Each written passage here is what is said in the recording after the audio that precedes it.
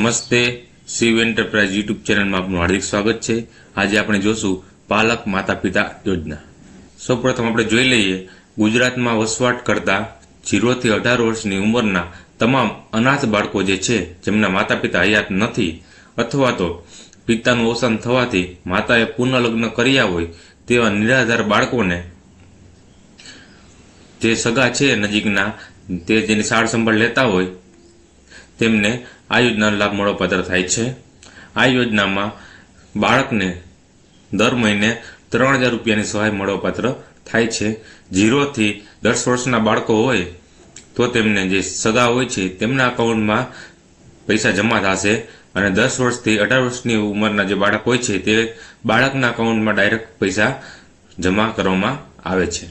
હવે આપણે જોઈ લઈએ કે શું શું ડોક્યુમેન્ટની જરૂર પડશે। બાળકનો જન્મનો દાખલો જોશે અથવા શાળા છોડ્યાનું પ્રમાણપત્ર, બેમાંથી કોઈ પણ એકની જરૂર પડશે। બાળકના માતા પિતાની મરણની દાખલાની પ્રમાણિત નકલની જરૂર પડશે। જે કિસ્સામાં બાળકના પિતા મરણ પામેલા હોય અને માતાએ પુનઃલગ્ન કરેલું હોય તેવા કિસ્સામાં માતાનું પુનઃલગ્ન કરેલું સોગંદનામું છે, લગ્ન નોંધણીનું પ્રમાણપત્ર છે કે તલાટી મંત્રીનો દાખલો, 3માંથી કોઈ પણ એક વસ્તુની જરૂર પડશે। પુનઃલગ્ન કર્યા હોય તેમનો પુરાવાની જરૂર પડશે।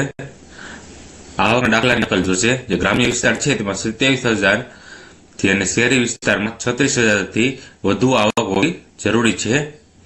બાળક અને પાલક માતા પિતાના સંયુક્ત બેંક ખાતાની પ્રમાણિત નકલની જરૂર પડશે। બાળકના આધાર કાર્ડની નકલની જરૂર પડશે। પાલક જે માતા પિતા છે તેમના રેશન કાર્ડની નકલની જરૂર પડશે। જે બાળક હાલમાં અભ્યાસ કરે છે તેમનું પ્રમાણપત્ર જોશે અને પાલક માતા પિતા છે તેમની આધાર કાર્ડની નકલની જરૂર પડશે। જો તમારે ઓનલાઈન ફોર્મ ભરવું હોય તો તમે ઈ સમાજ કલ્યાણની ઓફિશિયલ વેબસાઇટ ઉપરથી ઓનલાઈન ફોર્મ ભરી શકો છો।